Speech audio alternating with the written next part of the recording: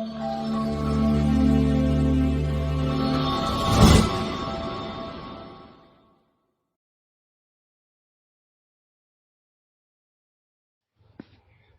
الله الرحمن الرحيم ثم الصلاة والسلام على رسول الله وعلى آله وأصحابه وسلم تسليما كثيرا أما بعد. We give thanks to Allah, we praise Him, we adore Him, and we seek for His forgiveness, and we ask Him to make our feet steadfast on His path. Amen. Today we'll be looking at a new lesson entirely in the book دروس اللغة العربية لغير الناطقين بها, and the topic that we'll be taking today will be lesson 4, that is الدرس الرابع, lesson 4. And Sheikh started the speech with al-bayt. We all know that al-bayt is a definite noun because of the alif and lam, which means the. So al-bayt here means the house, while fil bayti, in the house. So fi means in, as you can see here. So fi, in. So fil bayti, in the house. Al masjidu, the mosque. Fil masjidi, in the mosque. So fi is a preposition, which means in. Al maktabu, the desk or the table. Why ala al maktabi, on the table. So ala means on. As-sariru, the bed. Ala as-sariri, on the bed. So ala means on. It's also a preposition, which means on. Ba, this is alif, and this is ba. Ba says, Aina Muhammad, where is Muhammad? As you can see, Aina means where. So it's used for questioning. Aina Muhammad, where is Muhammad? And the response says, Huwa fil ghurfati. Huwa means he. It's a pronoun that denotes a masculine gender, a singular masculine gender. So huwa, he is in the room. Al-ghurfa means the room. Al-ghurfa. So huwa fil ghurfati, he is in the room. Wa aina yasirun, and where is Yasir? It's a question. Huwa fil hammam, he is in the hammam. What is hammam? Bathroom. So huwa fil hammam, he is in the bathroom. Wa aina Amina, and where is Amina? Hiya fil matbakh. She here means she, as you can see here. She is used for feminine pronoun. Here fil matbakh, she is in the kitchen. So matbakh means kitchen, as you can see. Matbakh, the kitchen. So she is in the kitchen. And the next says, Aina al-kitab, where is the book? Where is the book? Al-kitab. And the answer says, Huwa ala al-maktabi, it is on the desk. Maktab, the desk or the table. So huwa here can means he, and it can also mean it. It is on the desk, and we'll explain that shortly, inshallah. Wa aina as-sa'a, and where is the watch? Here ala sariri, it is on the bed. As-sarir means bed, as you can see. So here also means it. Here means she and it, while huwa means he and it. So this is the kitchen that Amina was. So Amina is in the kitchen. So this is the kitchen, al-matbakh, which means kitchen. These are exercises coming. Okay. So all these are new words. These new words, there's something that we need to learn here. These are the lessons for today. The next one, it says tamarin, exercise. But before we look into the exercise, there's something that we need to explain before we move on to the exercise, which is very, very vital and important. They say here that one, let's proceed here. Before we move on to the next new words, let's look at this word. Note the following. Very important. I say that one, Arabic nouns have endings to show their functions in the sentence. The normal ending of a noun is the U. That is, a noun with the normal ending is said to be in the nominative case. In Arabic, it is called marfu'. What it means is that all these words, like al-baytu, So it's a normal ending. It's a noun. It's a normal ending of a noun. So this noun is alone. Is standing alone. So it's a noun. It's a definite noun standing alone. So it ends with dhamma, right? While al-masjid also ends with dhamma. As-sariru dhamma. Al-maktabu dhamma. So all these nouns, they are standing alone. Nothing is being attached to them. They are all by themselves. So they are called. So they are to be with dhamma. Since they are standing alone, they are to be with dhamma. So that means that they are in the nominative case. And in Arabic, nominative case is called marfu'. So all these words, al-baytu, al-maktabu, al-masjidu, and as-sariq, they are all in the nominative case. They are all marfu' because they have dhamma. They have dhamma, they are called marfu'. They are in the nominative case. That is the first one. As you can see here, al-baytu, al-maktabu, al-masjidu, and as-sariq. 2 says that the preposition fi and ala are called huruf al-jar. This fi that you can see here and ala that you can see here, they are all called huruf al-jar. That is letters of preposition. They are called letters of preposition. As you can see, so these letters of preposition, these are part of them. They are not all. These are just 2 out of the letters of preposition, fi and ala. So this fi and ala, once they have been attached to a noun, as we can see in the third statement, that after a preposition, the ending of a noun changes to I. That is, a noun preceded by a preposition is said to be in the genitive case. In Arabic, it is called majroor. So all these prepositions here, these 2 prepositions that we have here, the fi and the ala, the noun that will come immediately after them must definitely have kasra. As you can see here, we have fi followed by al-bayt, and the bayt has kasra. We have ala followed by al-maktab, and the maktab has kasra. We have fi followed by al-masjid, and the masjid has kasra. And also we have ala followed by as-sari, and the sari has kasra. So all these nouns, what makes them to have kasra? It is the fi and ala that precedes them. So this fi and ala gives noun after them kasra. So that noun that has kasra is called majroor. It's now in the genitive case because it has kasra. Unlike al-baytu here, al-baytu is marfu', but in this case al-bayti is no longer marfu', but it is al-majroor because it has kasra.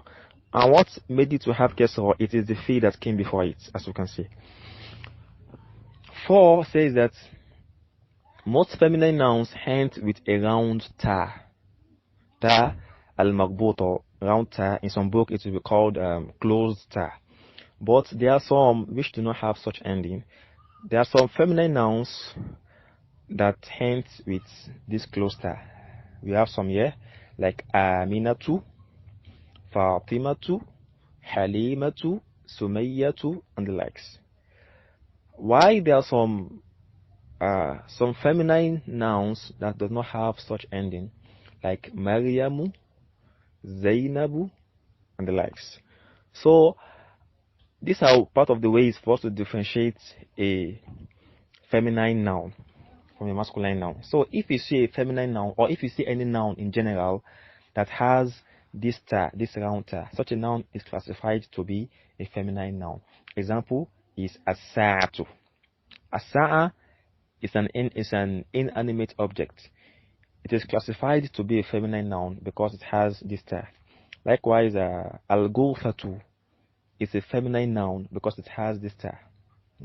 But al-hammamu is not a feminine noun because it has no ta. Likewise, al-matbahu, al-maktabu, as-sariru, al-kitabu. So all these, they are not they are not feminine noun because they have no ta, just the way as-sa'atu has and aminatu has. 5 says we learn 2 pronouns in this class, which is huwa and hiya. As you can see here, huwa and hiya. So a masculine noun is referred to by the pronoun huwa. If you are addressing a masculine noun, we make use of huwa, which means he. Whether it denotes a human being, an animal, or a thing. If what we are addressing, if it's a human being, we'll say he.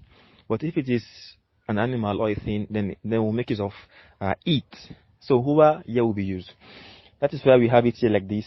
When we say Aina Muhammad, where is Muhammad? So in addressing Muhammad, we have to say huwa, because huwa means he. He is in the room. Aina Yasir, where is Yasir? We make use of huwa fil hammam. He is in the bathroom. The same thing also, when we make use of Aina al-kitab, where is the book? We said huwa ala al-maktab. It is on the desk. So we make use of huwa because huwa is used for masculine noun and kitab is a masculine noun. Why? Because it has no round star.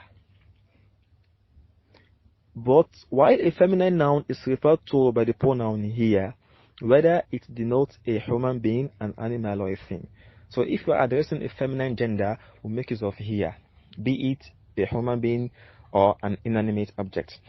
In this sentence, we say, for example, wa aina Amina, and where is Amina? Then we respond by saying here fil matbakh. She is in the kitchen. So here is used. The same thing also is applicable to this. Wa aina sa'a, and where is the watch? And we say here ala sari. It is on the bed. We make use of here because here is used for a feminine noun and sa'a is a feminine noun. Why? Because it has the round ta. Hope is clear. Alhamdulillah. 6 says that feminine proper nouns have no tanween. It has no tanween. All feminine proper nouns have no tanween, as you can see here. So we don't have anything like Aminatun, no.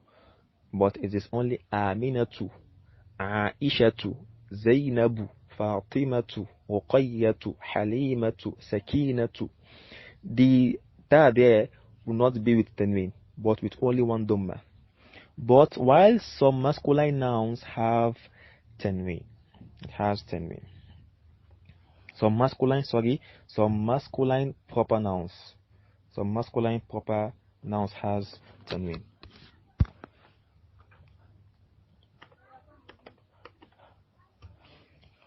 So some masculine proper nouns have tanween, like Yasirun. So it will be Yasirun, Muhammadun, Abbasun, and the likes, Ammarun, and the likes. But there are some that will not have tanween, and we'll come to that also. We'll come to that. But let's take it as if that all masculine proper nouns also have tanween. So these are the things that we should take note of when addressing a masculine and a feminine gender. So let's proceed with the Tamrin. Tamrin says here that Ajib an al-as'ilat al-atiya. You should respond to the following questions. 1. Aina al-kitab, where is the book? So you are being asked, Aina al-kitab, where is the book? So you give the answer there by saying, is it huwa you are going to make use of, or it is in here? Huwa or here?